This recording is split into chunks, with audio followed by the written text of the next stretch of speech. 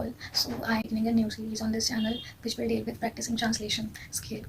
So I will try to upload some videos, long form or short form, which will help you and me both in developing translation skill and improving it if you already have it.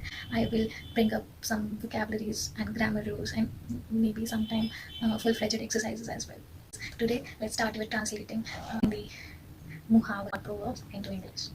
Our first मुहावरा is आंखों का तारा। का मतलब होता है बहुत प्रिय और प्यारा होना। इसको इंग्लिश में हम बोलते हैं to be an apple of one's eye. इसका प्रयोग हम कैसे कर सकते हैं? एग्जाम्पल, हिंदी में एग्जाम्पल जैसे प्रिया अपनी मम्मी की आंखों का तारा है। Priya is an apple of her mother's eye. इसका मतलब क्या होगा? अगर कभी कभी इस तरह से बोलना अजीब लगे तो हम नॉर्मल जर्नली इसका ट्रांसलेशन कैसे कर सकते हैं? Priya is very dear to her mother. Second example, दूसरा मुहावरा है नाक कटना।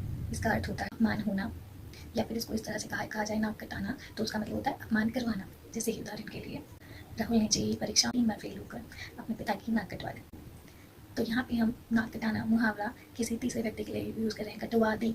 इसका ट्रांसलेशन कैसे होगा? Rahul made his father dishonoured by failing his JEE exams 3 times। जल्दबाजी में गलत जवाब देने से इंटरव्यू में तो उसकी नाक ही कट गई। On giving a wrong answer in hurry he lost his face in the interview. On giving a wrong answer in hurry he felt dishonoured in the interview. See example, दोनों वोकैबुलरी यूज हो गए। तीसरा मुहावरा है दांत खट्टे करना। का मतलब होता है किसी को पूरी तरह हरा देना। आमतौर पर शहरी परिप्रेक्ष्य में हम इस तरह के मुहावरे यूज़ करना बंद कर चुके हैं, लेकिन ग्रामीण शैली में या क्षेत्रीय भाषाओं में भी ऐसे मुहावरे मिल जाते हैं। तो इसका अनुवाद कैसे होगा? भारत ने कल के मैच में वेस्ट इंडीज़ के दांत खट्टे कर दिए।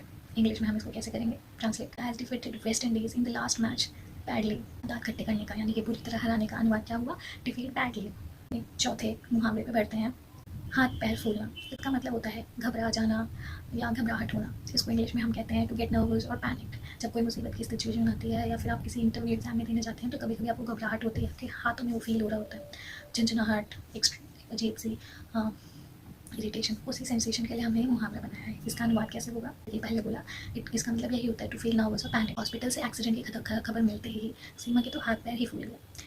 सीमा felt so panicked after receiving call of accident from the hospital, और call about accident from the hospital. Nervous शब्द का यूज़ करके भी एक सेंटेंस बना लेते हैं। एग्जाम से पहले मेरे तो हाथ पैर ही फूल जाते हैं। Before any exam I feel so nervous. पांचवा और आखिरी मुहावरा, आसमान सिर पर उठाना, यानी कि बहुत शोर मचाना, हल्ला करना, जरा सी बात पे इतना आसपास के लोगों में घमासान छेड़ देना टाइप्स, ये वाली सिचुएशन। जैसे आप अपने घर में भी देखते हो, कहीं बाहर जाना होता है, कोई एक मेंबर ज़रूर होता है जो बेफिजूल में ऐसे गर्म हो रहा होता है और चिल्ला चिल्ला रहा होता है। तो वो चीज़, तो ये पुराने वाले से थोड़ा अलग है।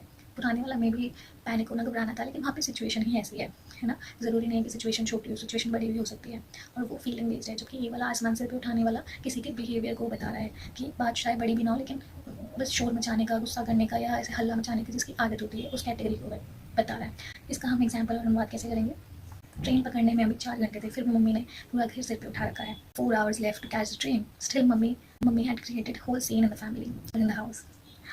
Very relatable example, I guess. Yes, so I think that's it for first class. I've been wanting to bring these videos for so long, so I think it would be helpful for anyone watching these. वरना अपने लिए तो helpful होगी। I hope अगर आपको पसंद है और आपके लिए कोई ट्रांसलेशन प्रैक्टिस रिलेटिंग सजेशंस हो तो do let me know in the comment section. Enjoy practising translation.